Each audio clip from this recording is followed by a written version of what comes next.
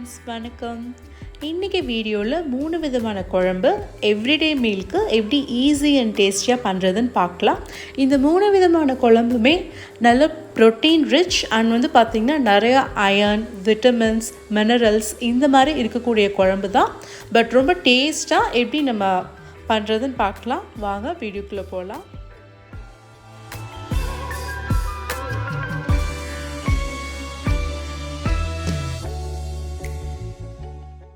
Friends, vegetable kurma எப்படி செய்கிறதுன்னு பார்க்கலாம். இதுக்கு தேவையான பொருட்கள் பார்த்திங்கன்னா, காலிஃப்ளவர் ஒரு 1/4 கப் ஹாட் வாட்டரில் போட்டு வச்சுருக்கேன். அப்புறம் 2 உருளைக்கிழங்கு இந்த மாதிரி க்யூப்ஸ் மாதிரி கட் பண்ணி வச்சுருக்கேன். அப்புறம் ஒரு பெரிய கேரட் இந்த மாதிரி பீசஸாக போட்டு வச்சுருக்கேன்.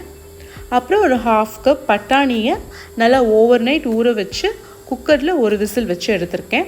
இதுக்கு தேவையான மசாலா பார்த்திங்கன்னா, சின்ன வெங்காயம், இஞ்சி பூண்டு, பச்சை மிளகா, வெங்காயம், தக்காளி, தாளிக்கிறதுக்கு பட்டை, சோம்பு, சின்ன வெங்காயம், கருவேப்பிலை.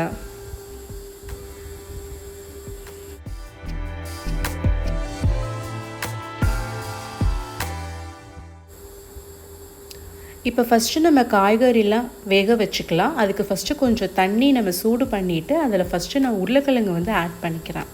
பிகாஸ் நம்ம கேரட்டும் காலிஃப்ளவரும் கொஞ்சம் நேரத்துலேயே வெந்துடும். இந்த உருளைக்கிழங்கு வேகிறதுக்கு கொஞ்சம் டைம் எடுக்கும். ஸோ உருளைக்கிழங்கு கொஞ்சம் வெந்ததுக்கப்புறம் இந்த காலிஃப்ளவர் கேரட்டையும் ஆட் பண்ணிவிட்டு இதையும் கொஞ்சம் வேக வச்சு எடுத்துக்கலாம்.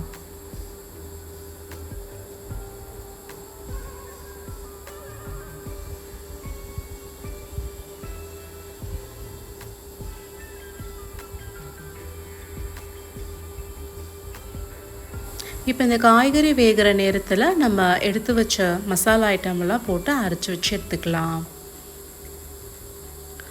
ஸோ இப்போ காய்கறி வெந்தோடனே இந்த பட்டாணியும் சேர்த்துக்கலாம். அதுக்கப்புறம் அரைச்சி வச்ச மசாலாவையும் சேர்த்து இதை நல்லா மிக்ஸ் பண்ணிவிட்டு கொஞ்சம் நேரம் கொதிக்க வச்சு எடுத்துக்கலாம்.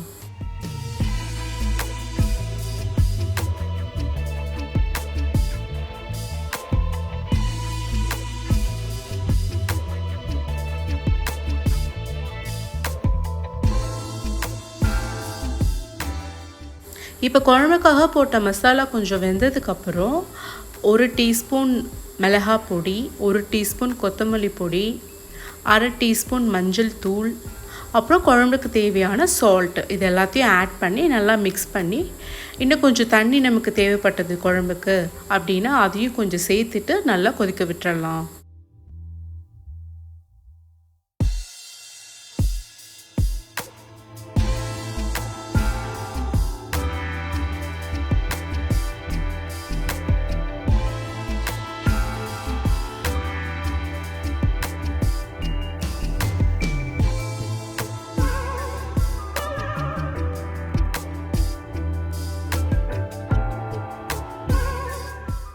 குழம்பு இப்போ நல்லா கொதிச்சிட்ருக்கு. இந்த டைமில் நம்ம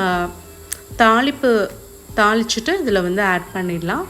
நான் ஒரு சின்ன பேன் எடுத்து அதில் கொஞ்சம் ஒரு 2 டீஸ்பூன் எண்ணெய் சேர்த்துட்டு பட்டை, சோம்பு, கருவேப்பிலை, சின்ன வெங்காயம், ஏலக்காய் உங்களுக்கு தேவைப்பட்டது லைக் நல்லா அது வாசனை கொடுக்கும் குழம்புக்கு. ஸோ நீங்கள் வேணும்னா ஆட் பண்ணிக்கோங்க. இதை இப்போ தாளிச்சுட்டு நமக்கு குழம்புல ஊற்றிடலாம்.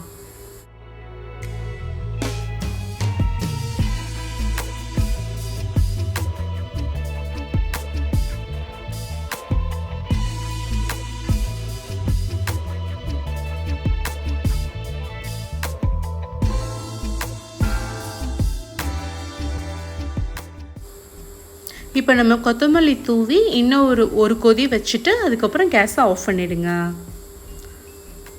ஸோ ஒரு சுட சுட சூப்பரான வெஜிடபிள் குருமா ரெடி ஆகிடுச்சு.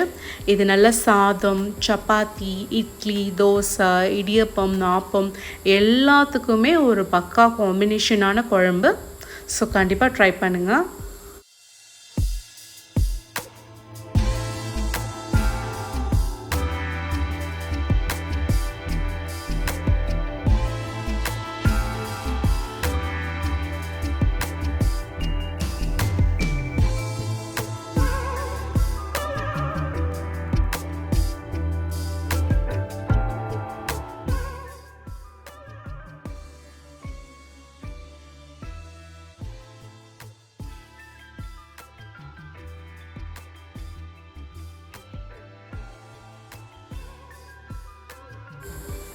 ஸோ அடுத்த குழம்பு பார்த்திங்கன்னா மொச்சக்கொட்டை கத்திரிக்காய் போட்டு ஒரு காரக்குழம்பு எப்படி செய்கிறதுன்னு பார்க்கலாம். ஸோ இதுக்கு தேவையான பொருட்கள் வந்து ஃபஸ்ட்டு தாளிக்கிறதுக்கு கடுகு உளுந்த பருப்பு, சின்ன வெங்காயம், கருவேப்பிலை, ஒரு காஞ்ச மிளகாய் எடுத்திருக்கேன். அப்புறம் இந்த குழம்புக்கு தேவையான மசாலா பார்த்திங்கன்னா 1/2 டீஸ்பூன் சீரக சோம்பு, ஒரு 4 பல் பூண்டு, சின்ன வெங்காயம் ஒரு 7-8, கொஞ்சம் தேங்காய், ஒரு 2 தக்காளி, மொச்சப்பயிரை நல்லா வறுத்து அதை வந்து குக்கரில் வச்சு எடுத்திருக்கேன். அப்புறம் ஒரு 5 கத்திரிக்காவை வந்து கட் பண்ணி அதை தண்ணியில் போட்டு வச்சுருக்கேன். அப்புறம் குழம்பு மிளகாய் பொடி ஒரு 3 டீஸ்பூன் சால்ட்.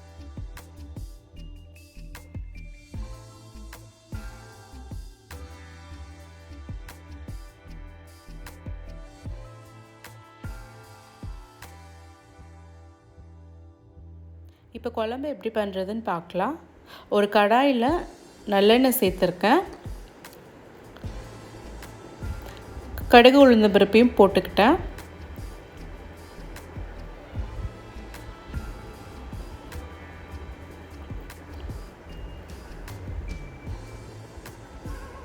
இப்போ கடுகு நல்லா பொரிஞ்சோடனே வெங்காயம், கருவேப்பிலை, மிளகா இது 3த்தையும் சேர்த்துக்கலாம்.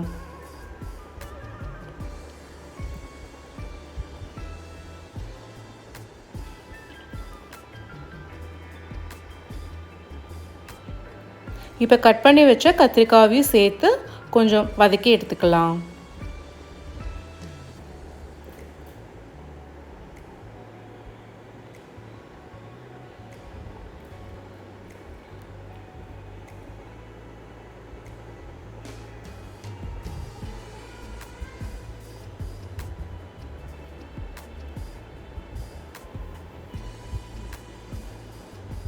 இப்போ கத்திரிக்காய் வதங்குற நேரத்தில் நம்ம குழம்புக்கு தேவையான மசாலாவை அரைச்சிக்கலாம். நம்ம குழம்பு மிளகாய் பொடியும் இந்த மிக்சியிலே போட்டு அரைச்சிக்கலாம் மசாலாவோட. இப்போ கத்திரிக்காய் கொஞ்சம் நல்லா வெந்திருக்கு, வதங்கி வந்திருக்கு. இதோட இந்த மசாலாவையும் சேர்த்து கொஞ்சம் பச்சை வாடை போகிற வரைக்கும் நல்லா வதக்கிக்கலாம்.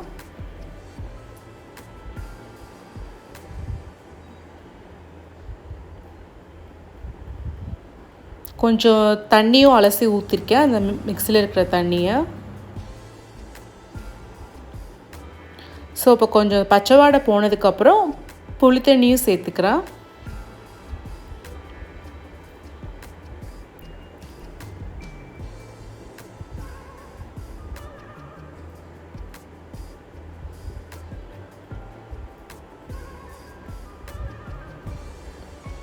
ஸோ இப்போ குழம்பு கொஞ்சம் கொதித்து வந்த உடனே நம்ம வேக வச்ச மொச்சப்பயிரை ஆட் பண்ணிக்கலாம்.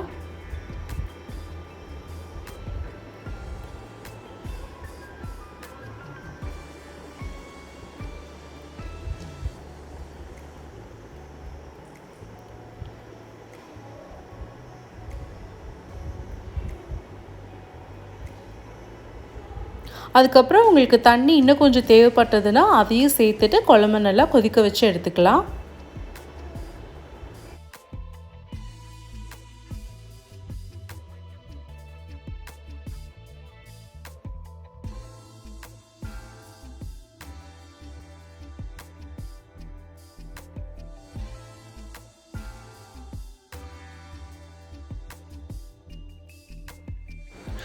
அடுத்து நம்ம பாலக் தால் எப்படி செய்கிறதுன்னு பார்க்கலாம்.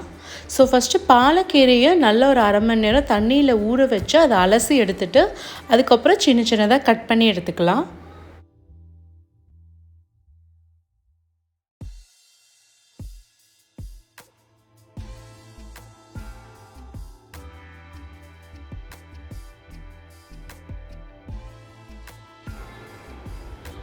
இப்போ இந்த குழம்பு செய்ய தேவையான பொருட்கள் என்னென்னு பார்க்கலாம்.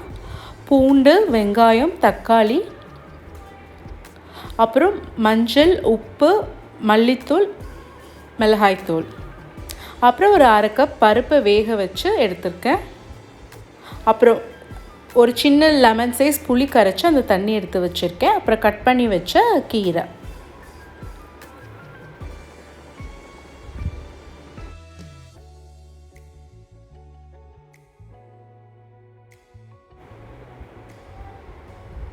ஸோ இப்போ ஒரு பாத்திரத்தில் கொஞ்சம் எண்ணெய் ஊற்றிட்டு அதில் 1 டீஸ்பூன் சீரகம் போட்டுக்கிறேன்.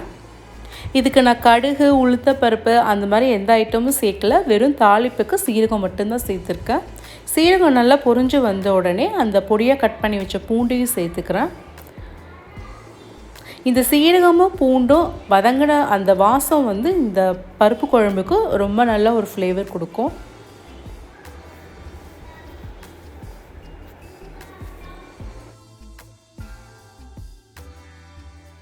பூண்டு கொஞ்சம் கோல்டன் ப்ரௌன் ஆனதுக்கப்புறம் நம்ம ஆனியன்ஸ் இதில் ஆட் பண்ணிக்கலாம். ரொம்ப உங்களுக்கு வதங்கணும்னு தேவையில்லை, கொஞ்சம் லைட்டாக வதங்கினாலே போதும். அதுக்கப்புறம் கட் பண்ணி வச்ச தக்காளியும் சேர்த்துக்கலாம்.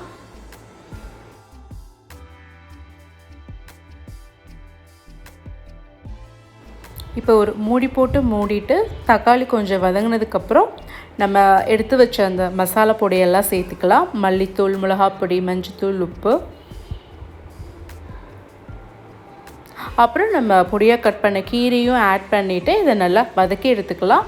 ஃபஸ்ட்டு கீரை சேர்த்த உடனே நீங்கள் தண்ணி சேர்க்கணுன்னு தேவை கிடையாது, பிகாஸ் அதிலே உங்களுக்கு நிறையா தண்ணி விடும்.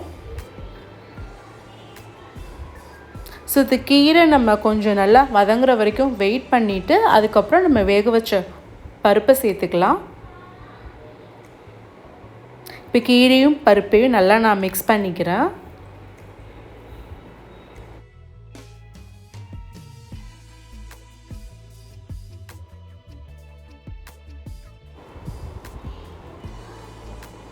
இப்போ கரைச்சி வச்ச புளி தண்ணியும் சேர்த்துக்கிறேன்.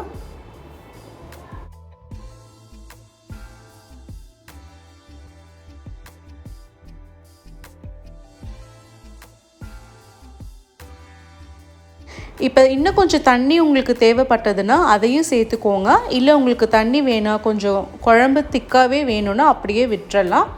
நல்லா குழம்பு கொஞ்சம் மூடி வச்சு கொஞ்சம் கொதிக்க விட்டு அதுக்கப்புறம் எடுத்துக்கலாம். ஸோ இப்போ பாலக்கீரை பருப்பு குழம்பு நல்லா கொதித்து வந்துருச்சு. இதை நம்ம சுட சுட சாதத்துக்கு நெய் போட்டு சாப்பிடலாம். அப்புறம் சப்பாத்திக்கும் ரொம்ப நல்ல சைட் டிஷ், கண்டிப்பாக ட்ரை பண்ணுங்கள். ஸோ ஃப்ரெண்ட்ஸ், நம்ம இன்றைக்கி 3 குழம்பு பார்த்தோம், 3 விதமான குழம்பு. கண்டிப்பாக இதை ட்ரை பண்ணிவிட்டு உங்களோட ஃபீட்பேக் சொல்லுங்கள்.